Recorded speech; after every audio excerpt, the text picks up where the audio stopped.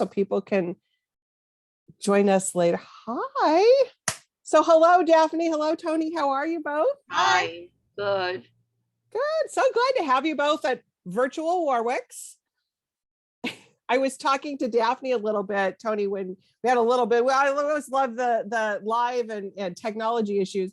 But I love hosting these virtual events because we get to host authors that maybe wouldn't be touring out to San Diego, La Jolla, where we're located. So let me ask you, Toni, where are you calling in from today? Well, actually, I'm in Los Angeles. Okay. So I'm not that far away. You are not that far away. But usually, aren't you in Australia, or where are you? Where do you currently live? No. Oh gosh, no. I was born there, but that's a long time ago. Got it. Okay. No, but I live in Los Angeles. Oh, you do? Okay. Yeah, All right. But So I had my whole dancing life in New York. Got it. Okay. And Daphne, where are you calling in from? From New York. So you're in New York. So we do have the coasts covered. So hopefully have some people that are joining us from in between those coasts. Right. So for tonight, I'm going to just talk a little bit, do some housekeeping things, and then I'll introduce both these lovely women and then go on to their conversation really quickly. So Daphne and Toni are going to talk about Toni's new book, Serenade. Do you have a copy of it real quick? You could show us, Toni? Yes, here. Look at that beautiful cover. Oh, love that book. There you go. So they're going to be talking about that for about a half hour. I'm going to be chatting with you all who are watching on Facebook right now. If you're seeing this on YouTube later, sorry that we're not live with you, but stay tuned. This is going to be a great conversation. So, but in the Facebook Live, I will be putting in the link on how to order Serenade from Warwicks. We're, like I said, we're located in La Jolla. If you happen to be in San Diego, we'd love for you to come by the store and pick that up. But we also ship books. The thing that people found out during the shutdown. And so we can ship that to you wherever you are in the country. So go ahead and click on that when I put that. Also in that comment section, we would love for you to, if you have any questions for Toni, we would love for you to pop those into the comment section, and I'll be feeding those into Daphne in the conversation as that goes along. So don't be shy. We love the audience questions. So I think I've given Facebook enough time to notify everybody that they're here. So I'm going to introduce this program and off we go. So Toni Bentley danced with George Balanchine's New York City Ballet for 10 years. She is the author of 5 books, all named notable by the New York Times, which included Winter Season, A Dancer's Journal, Holding On to the Air, the autobiography of Suzanne Farrell, co-authored with her, Costumes by Karinska, Sisters of Solemn, and The Surrender, an erotic memoir. Toni is the recipient of the Guggenheim Fellowship, and her work has appeared in Best American Essays, as well as in many periodicals, among them the New York Times Book Review, Wall Street Journal, The New Republic, Playboy, The Daily Beast, Vogue, and Vanity Fair. As I said earlier, she's here today to talk to us about her new book, Serenade, A Balanchine Story. Joining her is Daphne Merkin. Daphne is a literary critic, memoirist, and novelist. She is the author of 22 Minutes of Unconditional Love and This Close to Happy, among other works. So with that, ladies, have a wonderful conversation. We'll see you in about 30 minutes or so. Okay. Thank you. Thank you. This is a real treat for me, actually, to be here tonight because Toni and I are old friends, and I am a lover of this book. As someone who is not, let me get this right, a ballet meaning a lover of ballet, or I'm not knowledgeable about ballet, I can safely say that this is a book for people who swoon over pliés or whatever, and people who are curious about the world of ballet rather than knowledgeable. I read every word with fascination, especially the details of a dancer's life, which Toni writes about with great punch and no small amount of humor. So I was going to begin by asking a sort of basic question of Toni, which is, how did the book come about? Did you always think of it as a hybrid, part memoir, part a portrait of Balanchine, and part a history of ballet? It's such an interesting and complex and hard to do mixture. I think much harder than straight chronology, or that I wondered how you arrived at it. Thank you for the question. And I just want to say back that I am so delighted and honored to be here with Daphne, who, yes, we are dear friends, but also she's an amazing literary critic and writer herself. So, and I'm especially touched that it's, as Daphne said, she's not a ballet kind of crazy person, and that she still loved my book. So I love that it can kind of reach further than that. To answer your question, it began 15 years ago as the idea of a kind of an academic book about the history of Serenade, which is one of George Balanchine's sort of top 5, top 10 masterpieces.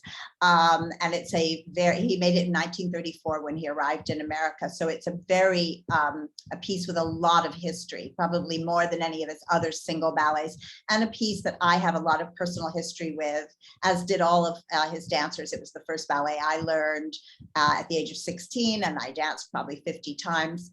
But I stalled on that book. I couldn't go further than sort of 15, 20,000 words.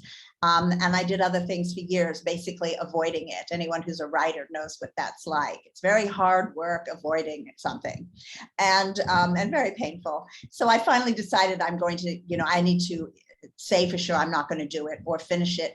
And basically, I had to decide to do the book I wanted to do, which was what you refer to, Daphne, kind of as this hybrid. I wanted to just put in the things that interested me, not a laundry list of everything that happened in Serenade, although you will, in fact, I think, find all of that in the book. But interwoven, I wrote about 1 or 2 particular dancers. I write about, I give the sort of major stopping points on the whole history of the art form, which very easily leads to Serenade.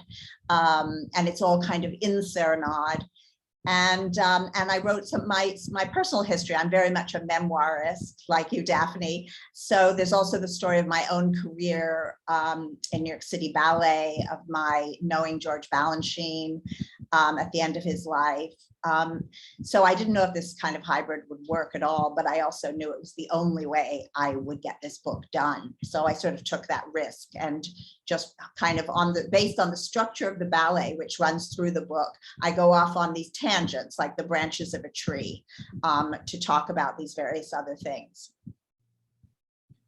Well, I think as someone who has edited a lot of books, as in publishing, I find hybrids, if they work, which it certainly does in this book, have a sort of hold on the reader, because you keep, in a way that straight chronological histories don't, because you keep kind of waiting for the shoot to go in another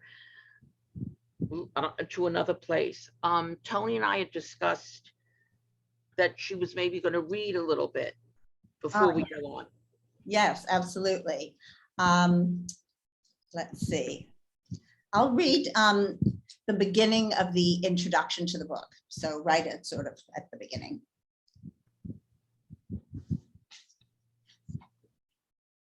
Serenade is a slant shadow on my heart. She bifurcates my being, my life. Though I have had far more life with her than without her, 3/4 to be precise. She, like countries, ships, and chandeliers, she is feminine, lies at the near shore of Balanchine's kingdom, beckoning, luring, yet so exacting as to not be exactly welcoming. Her countless diagonals, ever ascending, both begin and end the ballet, pointing everywhere, though always to here, here, here. Her shapes and lines and waves rise above the ocean ledge like a ghostly cathedral suspended, the misty blue there, but not there, hardly here either. This is the shoreline of my past and of my present too. They are the same. One cannot, you see, leave the kingdom once there, despite its apparent loss. Unknowing is not possible, though the balance is precarious. There never was a time before I danced or after either. And so we went, us fortunate few who happened to be in the right place at the right time with the right physical and psychic makeup. We who wanted it enough, whose yearning, even when so young, translated into grinding, relentless hard work despite failure's daily visits, hour upon hour, day upon day, month upon month, year upon year. The standards were indeed impossibly high. I know of no other way to achieve beauty beyond beauty. The endless competition was one of our greatest aids, a fact we all acknowledged in a paradoxical camaraderie of unshakable lifelong commitment to one another. Our individual ambitions subsumed in our far larger common goal, to dance Balanchine's ballets as he wanted them. It was his vision for ourselves, individually and together, to which we were devoted, devoutly devoted. It was work that rendered any idealism, romanticism, or dreams of fluffy tutus and sparkling tiaras as decorative distractions. There was never enough, only more, always more. Through this endless physical work, through an improbable, arduous technique that enabled occasionally the submission of ego, Balanchine made us luminous, spiritual creatures for a few moments here and there. None of us have ever been more incandescent than when dancing Serenade, a ritual that purifies the sublunary. Yes, we look lovely in our elegant costumes, our faces pale with black eyes, in the low blue lighting and flickering shadows, the gold proscenium framing our proceedings. But internally is where the chemistry happens, what the audience is really seeing. Dancing Serenade, Balanchine is rushing through our bodies. But we didn't, you see, just dance it for him, his steps, his moves. We inhabited him in those steps, those moves. We him, he us. His spirit was inside our bodies, propelling every movement, every stillness. Virgins all until we loved him and gained eternal innocence. Our love, my love for him was not an adolescent infatuation. That intoxicating trifle was for the rare, though occasional boyfriend that soars, dims, then dies in time. This was lifelong devotion found young. What a very particular offering Balanchine provided, waking in us, in me, a wide open, unstoppable, unquestioned desire to give oneself, one's best self, one's better than one's best self, to something deeply physical and morally beautiful. I'll stop there. That's great. That should make everyone go out and buy the book. I was thinking when you were reading of Yes. the almost transformational experience dance seems to have been. But a question that has always interested me and still does is what separates the aspirants to dance, people, you know, practically every little girl in the country dreams of growing up and becoming a ballet dancer. And there are many who have taken ballet classes. But aside from talent, it seems to me there is the overriding issue of self-discipline, the ability to devote yourself, as you said, to the practice, to a lot of it can't be exciting to everyday, not dreary, but you know, the repetition. Yeah. When did you fully enter the practice of ballet? When did the switch flip? Had you always dreamed of becoming, these are a few questions at once. Had you always dreamed of becoming a ballerina? And how quickly did you know that you had the will and commitment to list a panoply of questions. Right. Well, I'll sort of dive in on the last one first, which there was never a moment that I knew to this day, but what happened happened. I did not have the dream like a lot of little girls do, and I think often accompanied by their mothers,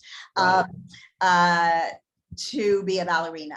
I went to a once-a-week class from the ages of 4 to about 10, and I liked it, but I wasn't in love with it, and I didn't want to be a ballerina. I didn't even know you could be. I thought it was for little girls. But once I entered, my family moved to New York, and I went to the, auditioned for Balanchine's School of American Ballet, which is sort of the training ground for his company and for many other companies. It's the premier dance academy in the country, and certainly one of the great ones in the world, that he also founded in 1934, at the same time as he was making Serenade. Once I got in there, there was a particular episode a few months into it where when they first took me, they thought, oh, she's, she looks perfect. All they can judge when you're that young is, does your body look, limber and slim, and face and neck? Does everything look possible? And, your level of training. But then Miss Adams, Dinah Adams, the great Balanchine ballerina, called my mother one day and said, we are worried about her feet. This is in the book. And I, at the age of 11, had something beyond a tantrum. I took my first pair of toe shoes, which were my most beloved possession. The first pair of toe shoes is like a dream come true. And I threw them down the apartment incinerator. We lived in New York in one of those tall apartment blocks.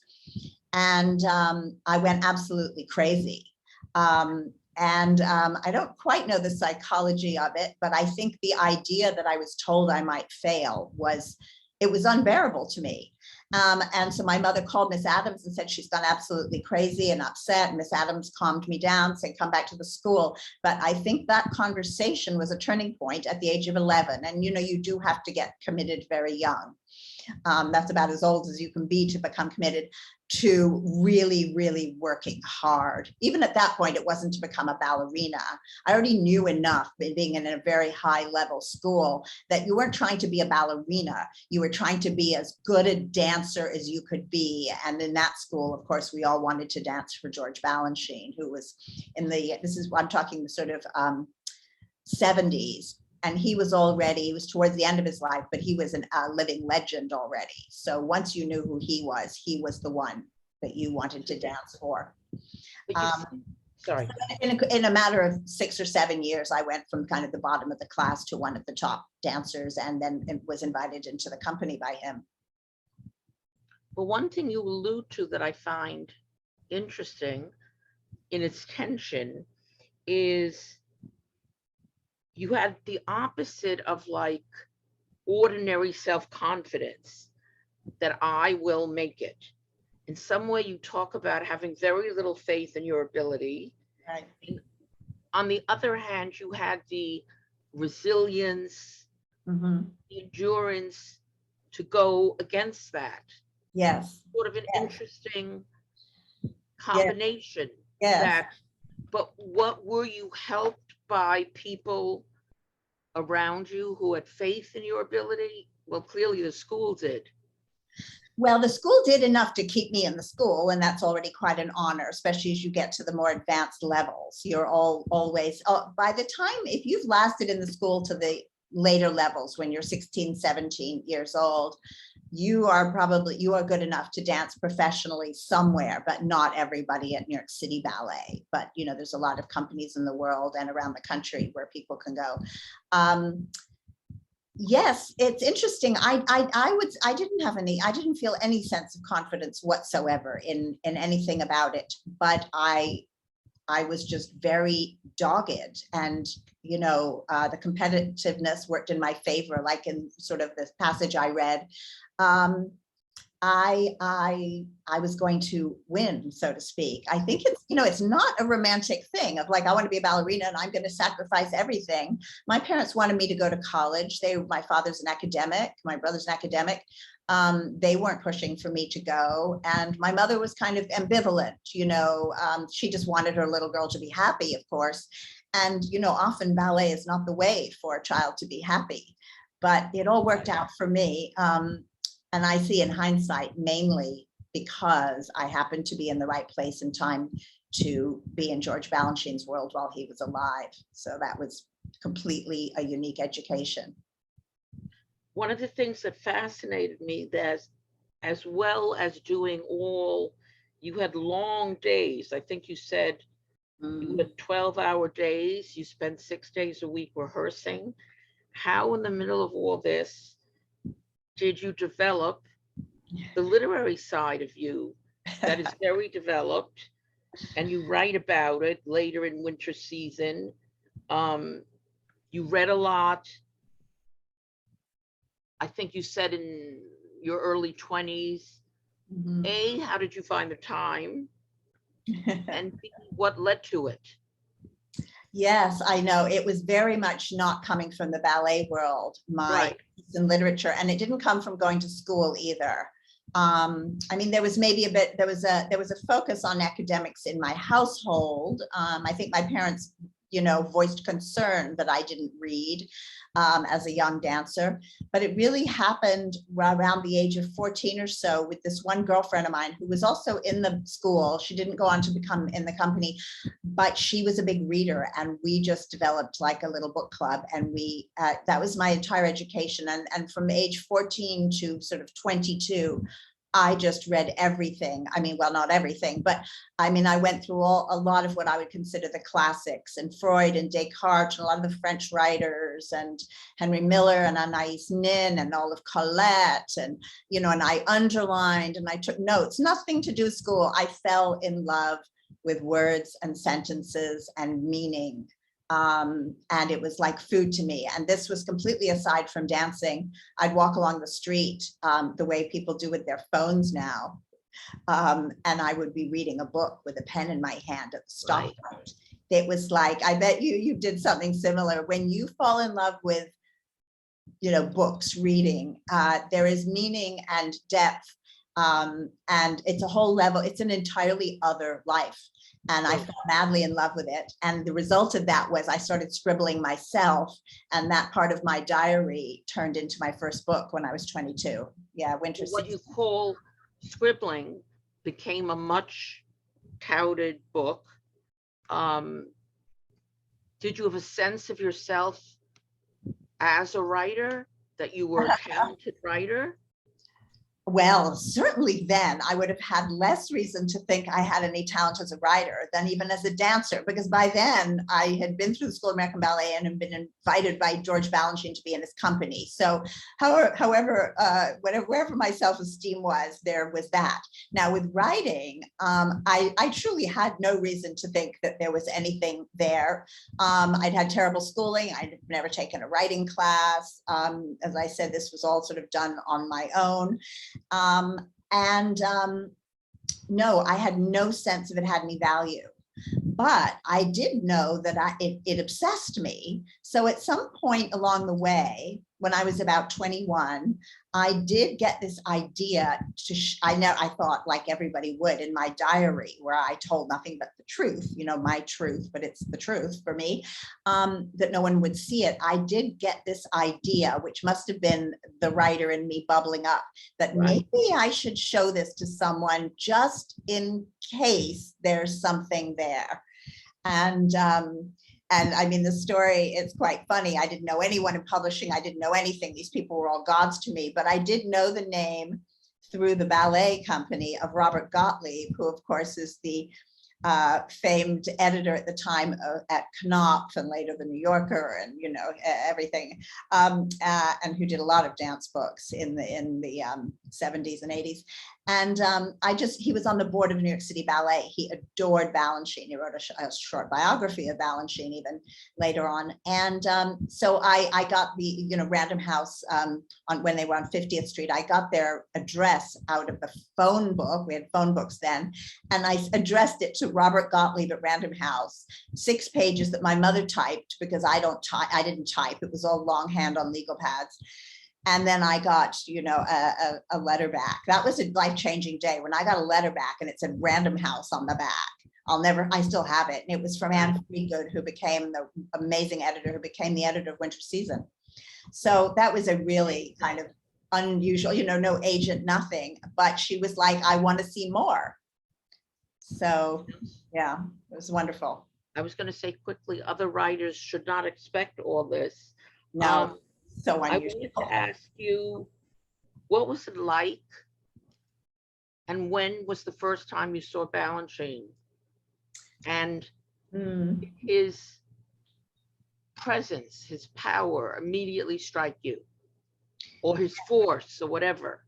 Well, I would have first seen him probably shortly after I got in the school, because he always used children from the school in his ballets, most particularly in the Nutcracker. We did 40 performances every year at Christmas. It's a long, many-year tradition. Since 1954, that ballet has played every Christmas, COVID aside. It just played just recently in December, January. So I auditioned for one of the child's parts in that. So the first time I would have seen him would have been at the dress rehearsal, the famous dress rehearsal for Nutcracker, which would be on stage. And it's the first time all the many parts of this 2-hour, 2-act complicated ballet comes together, and you see the rehearsal thing, and it says, children, and it lists all the people, snowflakes, flowers, the principals, everyone in costume. For us, even in makeup, we had to rehearse the little circles on our cheeks. And then it just has his name, Balanchine. So he takes the final rehearsal. So as children, he would have been, he always stood on the apron of the stage. And if he backed up, he would have flipped into the orchestra pit. And they'd sometimes put a stool there for him, which he didn't usually use, or he'd lean one hip on it. And he would watch through, as I write, his kind of kaleidoscope view, always looking down. He would watch everything and just stop. The rehearsal was just 3 hours for a 2-hour ballet. He would stop at intermittent places. But the feeling, and the mothers would be in the audience and some of the press for that rehearsal before the premiere that night. And the feeling in the theater when Balanchine entered was unlike anything I've ever experienced before. He was a very quiet, benign presence, not a tall man, a very elegant man, kind of like, I think of him as like our Fred Astaire.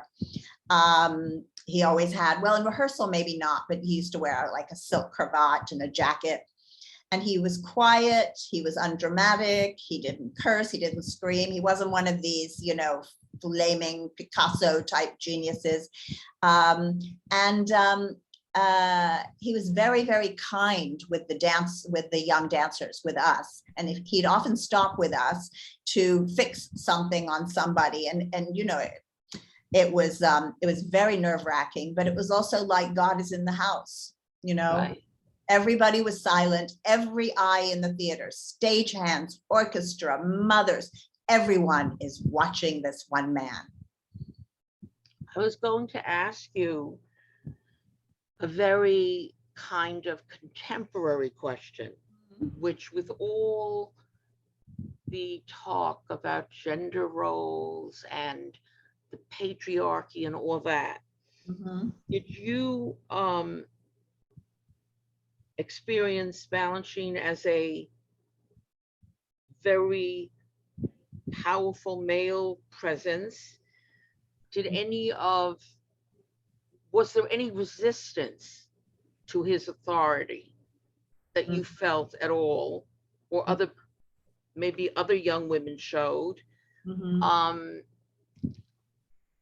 Yeah, I'm just curious about that. Yes, well, that is, as you say, a pertinent and contemporary question. At the time, these weren't the questions in the air. But what I would say now, having lived through that experience, and of course I've thought about it, because on the one hand, he was just by definition a powerful man.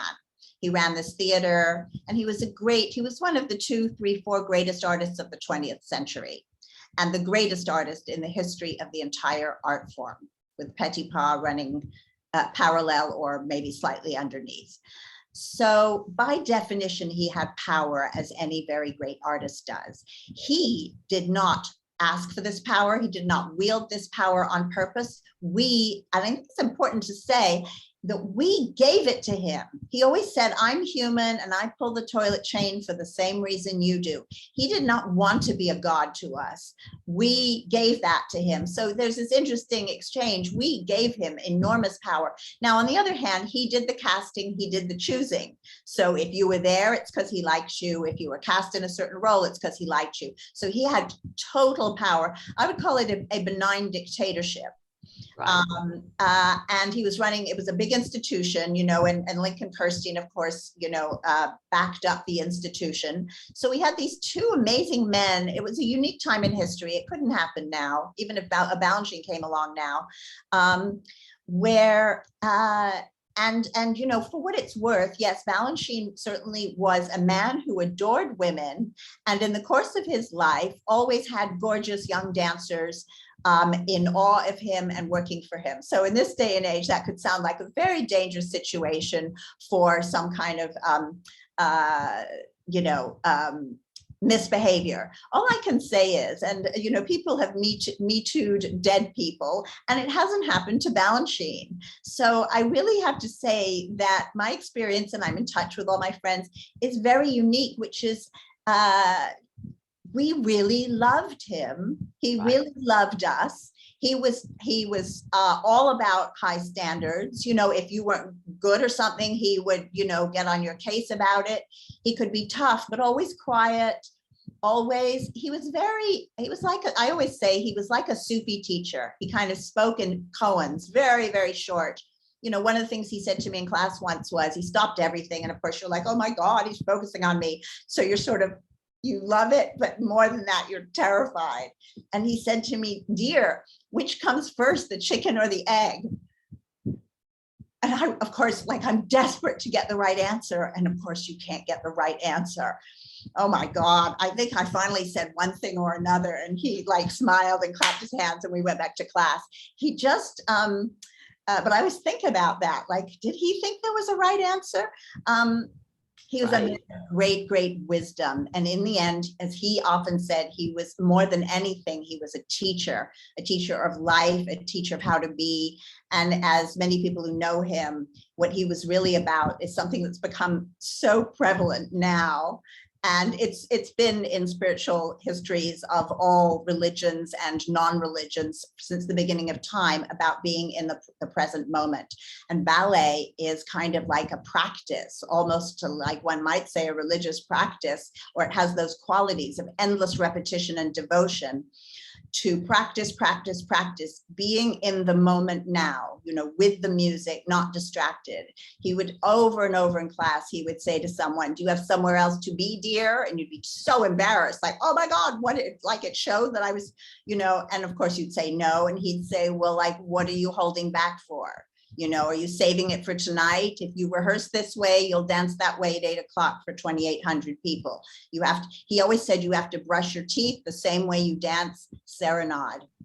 So he was a very fascinating to me that he exerted that much authority without, as you describe it, he didn't descend into cruelty or contempt or dismissiveness. No, It sounded like it stayed.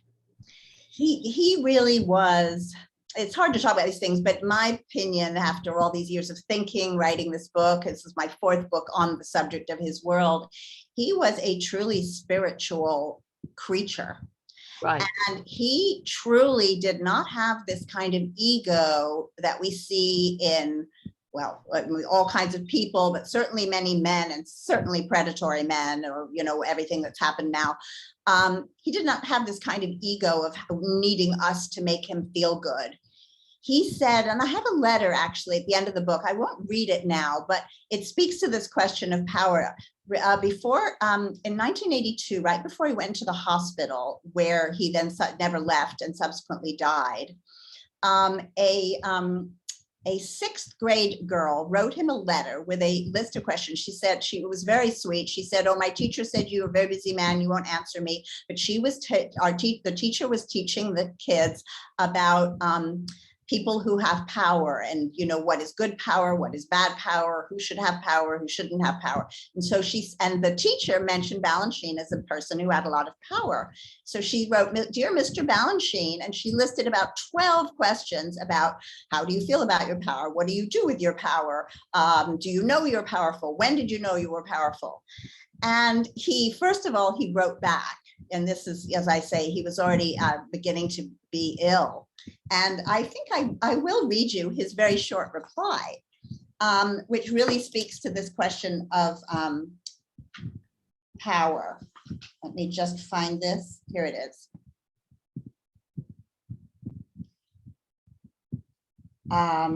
He wrote, "Dear Miss Puerio, in reply to your letter of September 22nd, 1982, I do not think of myself as a quote unquote powerful man. I choreograph ballets because that is what I do. God made me a choreographer. Only God is powerful and we are his servants. I hope that this answers your questions. Sincerely, George Balanchine." This is what he believed. He was Russian Orthodox, and everything about his life proves that this was his belief. He always said, he wasn't a creator. He didn't call himself an artist or a creator. He said, only God creates. I assemble, he said. And I steal, he said, from wherever I want.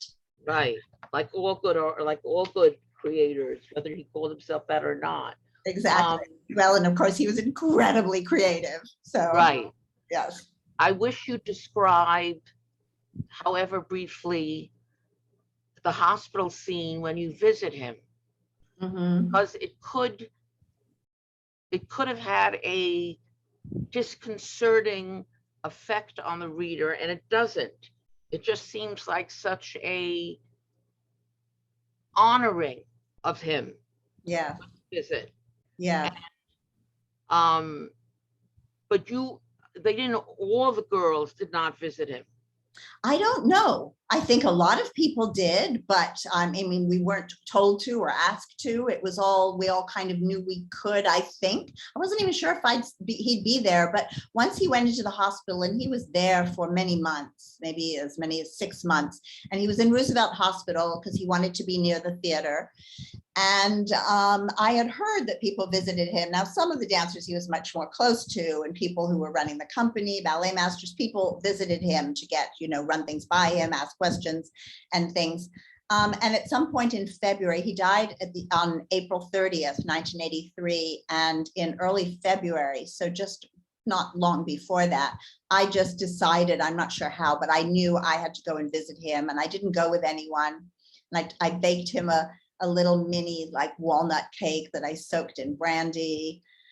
I wrapped it up in a ribbon, and I wore some outfit I don't understand now, because of course I would have thought about my outfit a great deal for a visit with George Balanchine, even though I didn't know if I'd be able to see him. I wore red overalls and this nice puffy blouse, but I don't understand the red overalls, but I was young. I don't know what I was thinking. And I went, and I had already written Winter Season and heard, and it was that kind of came out in August, right before he got sick. And I'd heard that he had read it and liked it a lot, which was pretty amazing all around. It might have been very much close to the last thing he read book-wise. And he was a very cultured man. And and I appeared at the door, and the nurses, they said, "Oh, go on down there." They'd seen all these dancers with our big bags and our hair and all these lanky bodies. Everybody's going to the end of the hall with that man, because of course they didn't really know who he was. I know he had a nurse there who took care of him sort of privately, and she didn't know who Balanchine was or New York City Ballet until she met him, and she fell in love with him. He was such a unique man, nothing to do with the ballet. But anyway, I showed up at the door, and there was nobody there, and he's wide awake. He's sitting in the bed, and he looks at me and he says, "Ah, the writer." And it's a funny thing, because at the time I wasn't unhappy about that, but I wasn't as pleased as I might be now, because I still wanted to be a dancer and I was still dancing. But he said that because of Winter Season. And I sat with him for a little while, and he held my hand, and it was very moving because he was clearly on his deathbed, and it was very, very intimate in that way. And then as he left, he said to me something that I talk about in the book, that always has echoed to me. And he said, maybe one day, dear, you write about a man and two women, a man and three women, a man, and his voice kind of trailed off. And then I sort of write in the book, maybe a man and 20 women, which is what Serenade is about, has 20 women in it.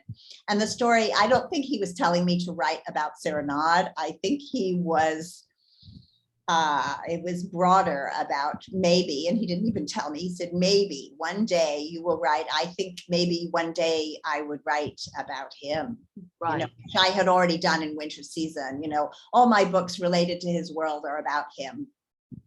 Someone had asked from the audience, from the people who are listening, did you write the book particularly to honor his legacy?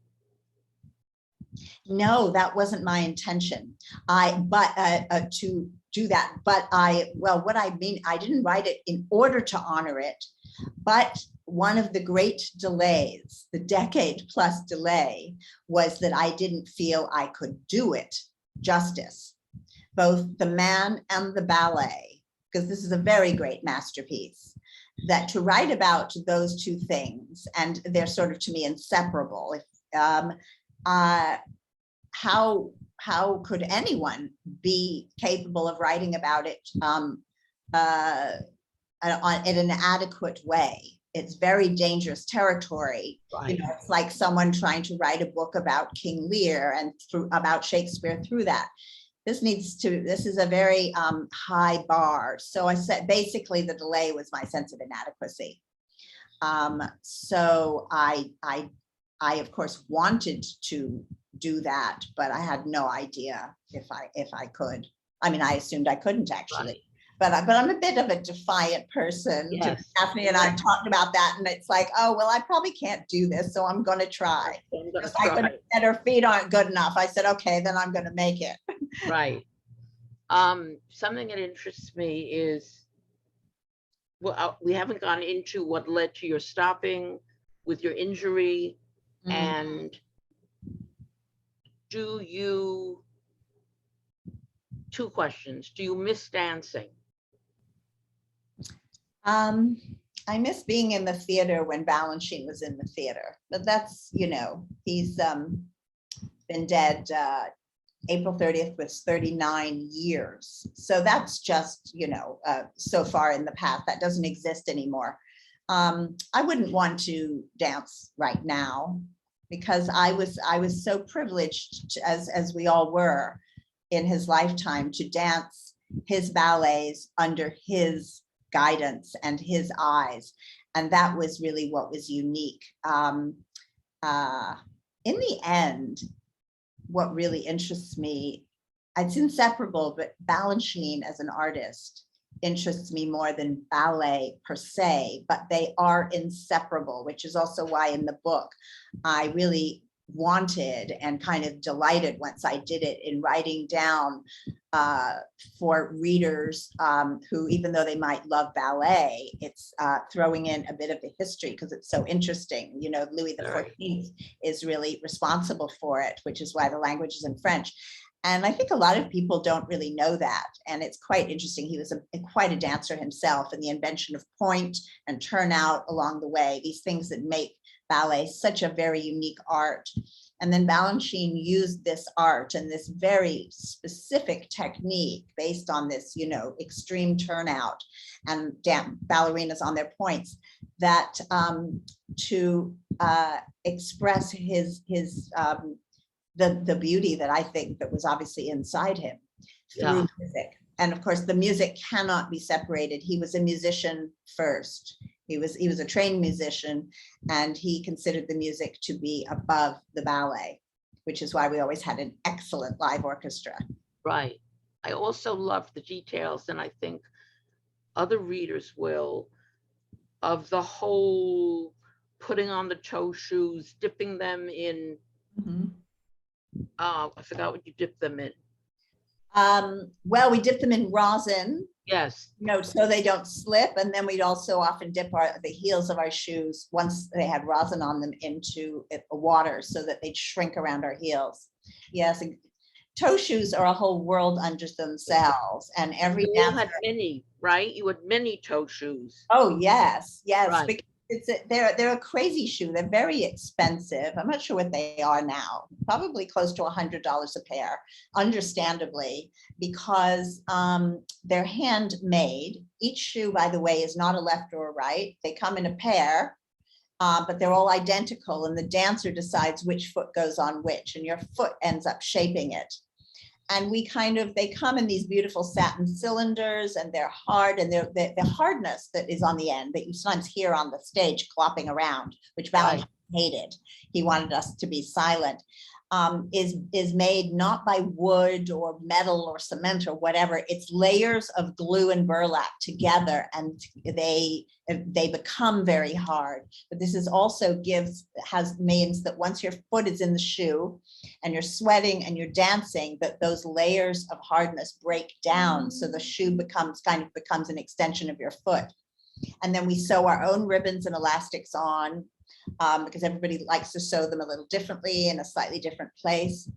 And around any theater that has a ballet company, you will see dancers in studios, in hallways, in the dressing room, endlessly fiddling with multiple shoes, often finding oddball shoes to make a pair that aren't necessarily originally put together. And yes, and then we had a toe shoe room. These were, once you're professional, you get them bought for you by the company. They had it's a very fund, and there was a room in the lower concourse of the New York State Theater, as it was called at the time, and that I call it always. And it was the toe shoe room. They opened it between performances on a Saturday and or Sunday, between matinees, and you could go in there knowing your schedule for the next week and take as many pairs as you needed, up to 12 pairs a week, because often, basically, a pair of toe shoes is one performance. But then you would wear the softer ones for class and rehearsal during the day. You'd extend them a little, but they get destroyed, very easily, quickly. I have one more question before I think we have to stop. Yes. Since I am a writer, and you are, a superb writer, I'd like to think, but don't know if I'm completely misled, that writing gives you a different kind of pleasure. Oh, yes, definitely. Right. And I think it's probably maybe one of the reasons I started writing that endless diary when I was young, that then obviously was now I could see as a kind of a training ground. I just endlessly wrote and practice. I probably got a bit better by doing that, alongside reading great writers. There is a longevity to writing that I was very concerned. Once I started reading all the existential writers, I became extremely worried about my death at the age of 15 or 16. And I was in an art form that is about as most transient art form I think there is. If you think of, writing, poetry, sculpture, music, they all kind of exist outside your frail, transient human self. And ballet, the curtain goes up, you dance for 20 minutes, it goes down, and it's over. And God forbid you get an injury, and then it's really over.